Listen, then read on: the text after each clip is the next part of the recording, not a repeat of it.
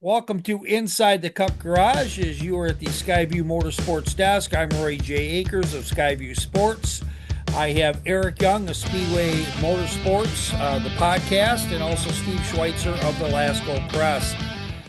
Fellas, we got just about a month before the playoffs. I think we probably should talk points at this point. It looks like 13 drivers have already won a race, and there's only at most room for three.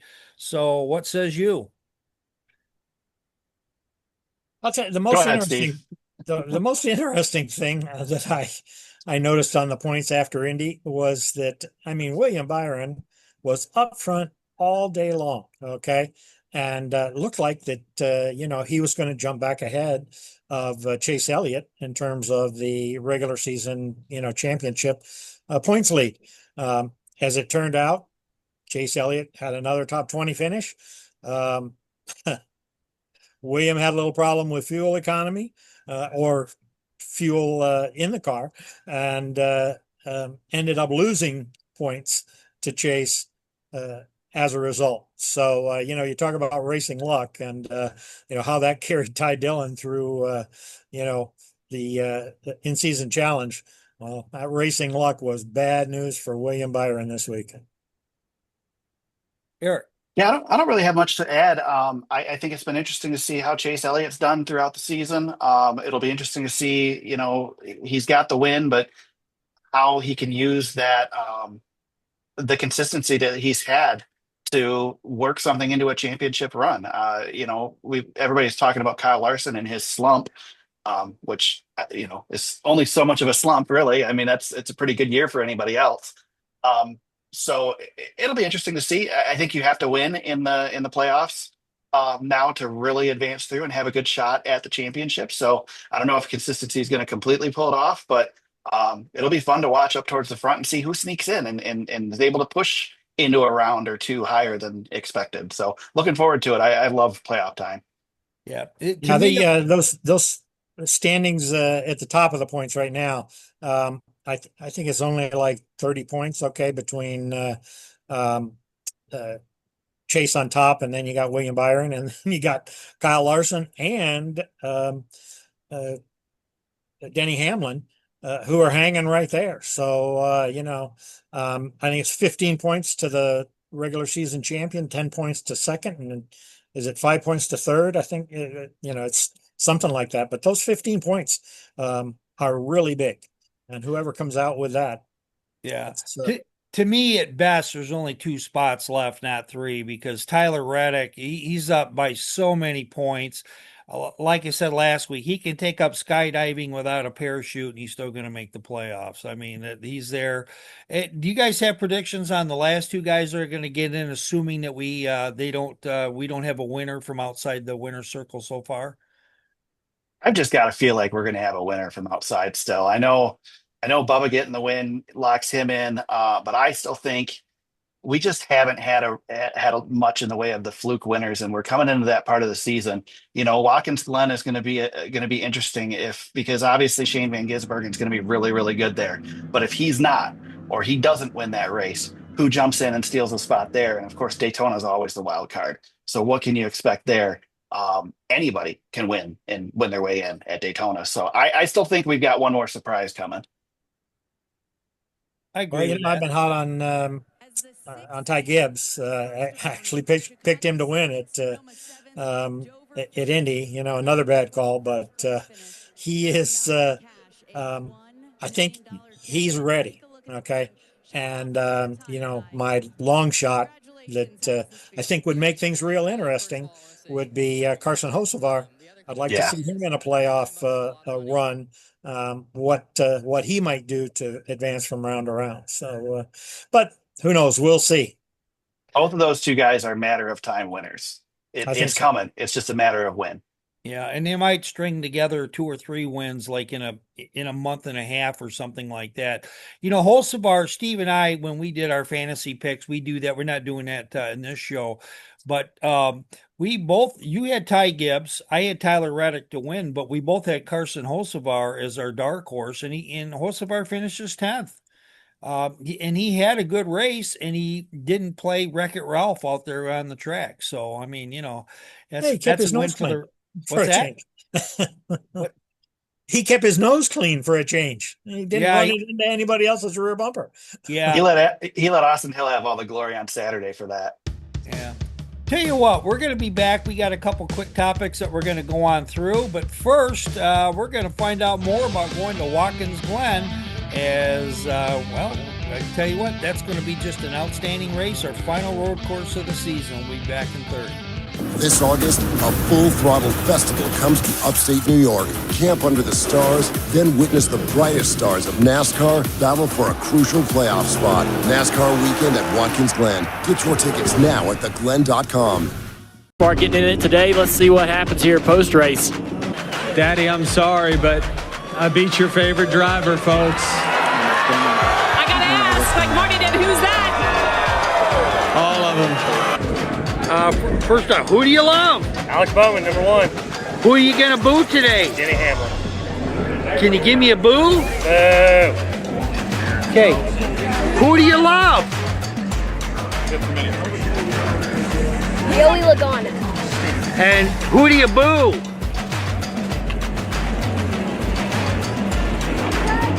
Don't have anybody?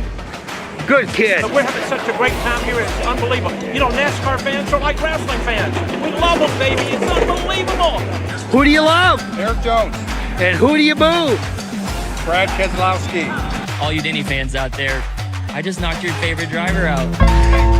Ty Dillon knocks out Denny Hamlin. Who do you love? Joey Logano. Why do you love him? He's just a great driver. Yeah, he sure is. Who do you boo? Right now, Larson. Give us a boo. Boo. Who do you love? Denny Hamlin. And who do you boo? Joey Logano. 100%. Give me a boo. Boo! Who do you love? I love Kyle Busch. Really? You admit it in public? Yes. Awesome. Who do you boo? I hate saying, but the 22. Oh, Joey Logano. Logano. Hey, you got any Hulkamania for us this week? Because I tell you what, brother. I tell you what, brother. What you gonna do when NASCAR runs all over you?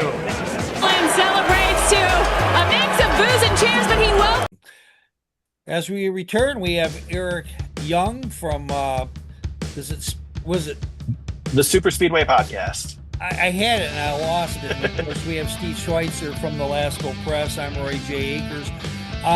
Noah Gragson, he was on Ford Performance last week. They have a weekly press conference for the media members, and I was able to ask him a question because he has these outstanding videos. He has a professional crew that can work full time and get everything right on the production side. Okay, something I want to be able to do again very soon.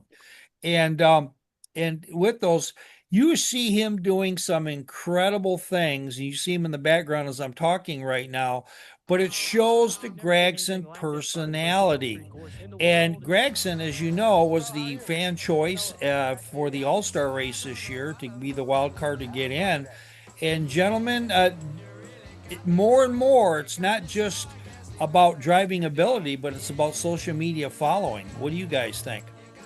It's definitely important to build a brand and get out there in front of the people. And it's really interesting that you hear fans, especially longtime fans, complain about lack of personality in the Cup Garage, because there's guys like Noah Gragson out there that have tons of personality and are doing the right things, and they're out there in front of the people, and maybe they're not getting the full attention that they should be for it.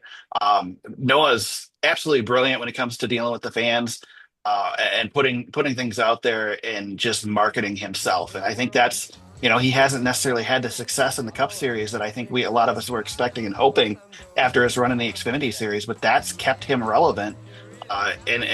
We talked about Carson Hocevar before too. He's another one that was able to really use his brand to get him an opportunity. It's so, like you said, so important in the sport nowadays that those sponsors that are going to put money on you want to have that extra exposure from you out there in front of people rather than just on Sunday behind the wheel. Steve. Yeah, it really is kind of interesting. I'm glad to see it because for a couple of years here, it's been you don't say anything controversial. You can keep your your mouth shut when it comes to things that are a little bit on edge. But fact of the matter is that the fans eat that up, and because this is a sport that is so sponsor dependent, you have to take that into consideration now when you're a driver or a team owner. And so it's a good shift or a good swing in the right direction, I think, for some of these younger guys to come in who are comfortable on social media and, the way they address it. Well, It always worries me when one of these guys takes a lump. Like Noah's had his issues on social media. Carson Hocevar, of course, has had his issues on social media. It always concerns me when something like that happens because I don't want these guys silenced. I want them to have that personality. I want them to put themselves out there. And when they, get a black eye as a result of it, it worries me that we're going to lose that again. And something that I think is really important. Guess what, guys? In the background, Noah Gragson, you've been listening to us talk about you. Why don't you go ahead and tell us about you building that brand, why it is so important to you, and what it's going to do for you and in your future and for the NASCAR fan world? Yeah, I think just, I probably have a bolder personality than, other guys in the field that I show. And, kind of want to give some behind the scenes on what the race weekend's like what I kind of do. And, it'll be good memories to look back at one day. Obviously, the YouTube videos and stuff.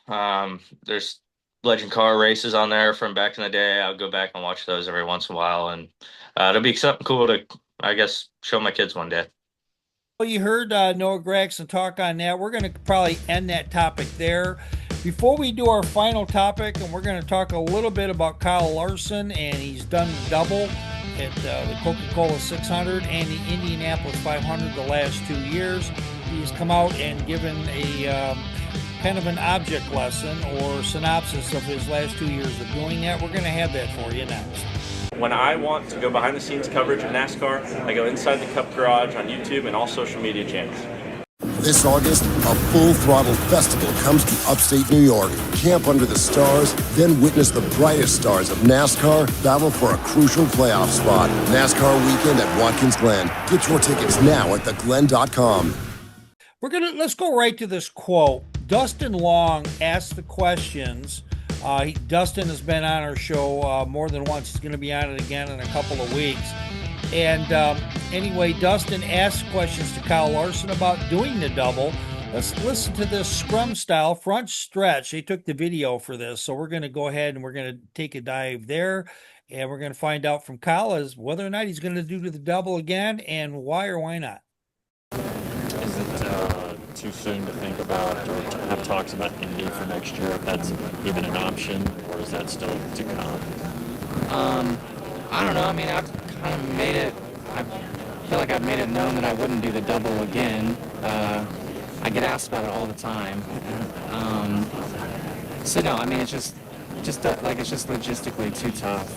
A racer's a racer, so I just didn't know once you get away from it and kind of... I'll have FOMO from running Indy 500, but, hopefully someday I can run that again, but I don't have any desire to do the double again. It's just, it didn't go well the last 2 years, and crashing aside, this year, like, we weren't going to be able to get it both in, so, it's just too tight. What happened to you in the 600? Or is that a wrong? I think it's easy for people to speculate that, but I was leading the race and I got loose. So. Steven Stump of FrontStretch.com here. Come back for more great. Gentlemen, you heard Kyle Larson says that 2 is enough. That's it. He may do it again, but he doesn't want to do both races in the same day. Is that a good decision? I think so. It's a big challenge. It's a huge distraction. Obviously, he had more success the first year around, despite not being able to race in the 600 because of the weather. But you can see, I mean, Kyle Larson's a great driver, and you've seen the effect that has had on him this season.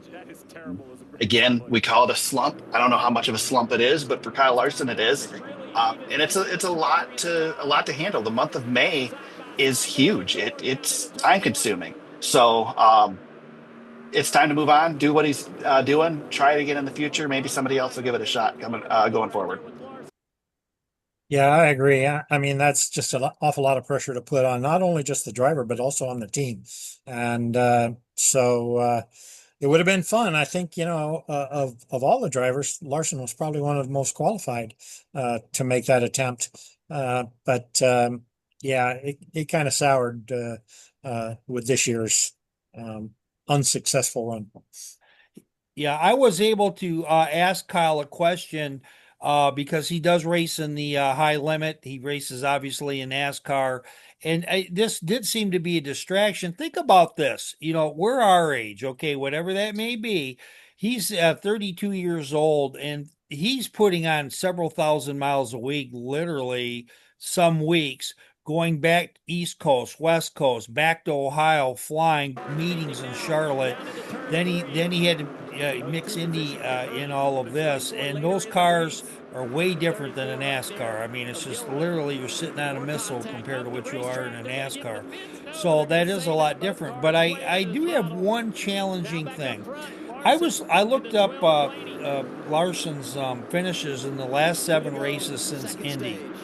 Out of 7 races, he has 5 top 10, and 3 of those are in the top 5, including a second and a third in back-to-back weeks. The only 2 weeks he was out of the top 10, and they weren't good finishes, were on the road courses in Mexico and Sonoma. So Kyle Larson is a superstar, but I think there's a limit to what any human being can do. And I think Rick Hendrick wants him to focus.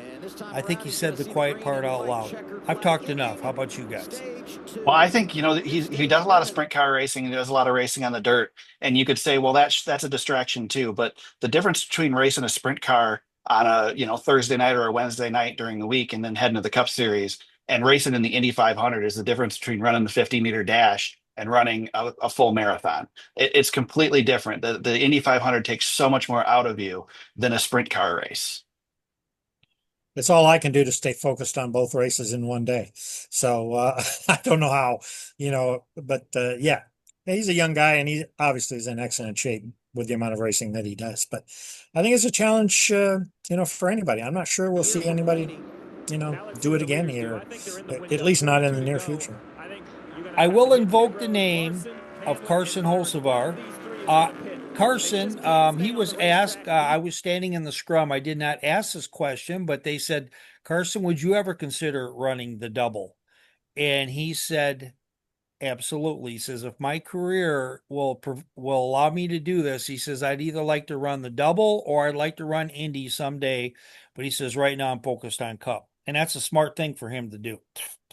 That's an interesting comment. Good one. Boy, good. I would have said, a little while ago, if anybody was going to do it, that Austin Cindric might be the guy to do it. But unfortunately, his daddy doesn't work for Penske anymore. And I think that probably is, the thing that would prevent that from happening. I've always wanted to see Kyle Busch try it, but I think he's unfortunately aged out of that opportunity. Tell you what, we're going to have final comments from Steve, Eric, and myself. That's going to happen on the other side. But Joey Logano, something tells me when you're not at the track, you're checking out inside the Cup Garage. Hey, this is Joey Logano, driver number 22 Ford Mustang. And when I want behind-the-scenes coverage of NASCAR, I go to Inside the Cup Garage on YouTube for all the social media channels. This August, a full-throttle festival comes to upstate New York. Camp under the stars, then witness the brightest stars of NASCAR battle for a crucial playoff spot. NASCAR weekend at Watkins Glen. Get your tickets now at theglen.com. It's left before we got to go. So 30 seconds. Anybody got a comment? Eric, any NASCAR comments that you see going ahead now into Iowa? Biggest thing I'm interested in, I don't know how much you guys talk about the Xfinity series, but I'm interested to see who's going to be in that 21 car this weekend now that Austin Hill is suspended for a week after his actions on Saturday. So really interesting to see there. I'd love to see Kyle Busch get an opportunity to jump in the Xfinity car and maybe build himself some momentum going back into the Cup Series. Steve. Interesting. That would be good to see, I think. Yeah. Yeah. Austin, I think, let his emotions get a hold of him there. And that's unfortunate. I think he's a great talent. And I think, things earlier in his career worked a little different. He could have been a star in the Cup Series. Yeah, I think isn't he past that 32, 34 age bracket, kind of like he's in that twilight zone of getting promoted to Cup and The opportunities are drying up for sure. Yeah. Well, hopefully when he goes to Echo Park, he is absolutely incredible, right, Oh, Steve? yeah. I mean, he is just he's diamonds. He's diamonds all the way. So let's see Connor Zilic in a Cup car here real soon. Yeah. Can't wait. Yeah, that'll be another topic, and maybe we'll save that for the next time you come back, Eric. Is that, we talked about Carson, we talked about Ty, but Connor Zilic. It looks like NASCAR's got a lot of great stars coming up in the next couple of years. Wow. Yes, they do. Plenty of star power. Okay, first off, Eric, tell us where we can find your podcast. What I know you talked about the platforms. Go ahead, it's all yours. Yeah, go on Apple Music, Spotify, any of those. Look for The Super Speedway. You'll find us there, and thesuperspeedway.com. And Steve Schweitzer, where can we find you? TheLascoPress.com, Cup Series news every single weekend, plus a lot of good stories on top of that. And I'm Roy J. Akers, and you can find me on skyviewsports.net. And Steve and I, we're not going to unfold the answers right now, but we are also going to be on all the podcast platforms. We're going to have the short YouTube videos. We're going to do all that, right, Steve? You betcha. Yeah, we are, because we got a lot of great things. And what I find, too, in our final minute, there's so much great talent. We've had so many awesome people on our show, Eric, including yourself, people from NBC Sports. We've had Mike Ford from NASCAR. We've had MRN radios come on there. We've had just all kinds of people over the last 2, 3, 4 months. And the talent that's out there that covers and loves NASCAR is absolutely amazing. So, Eric, thanks a lot for coming on. Steve? Great job, Eric. Thank you. Thanks for having me. Hey, thank you. And with that, everybody, we'll catch you next time.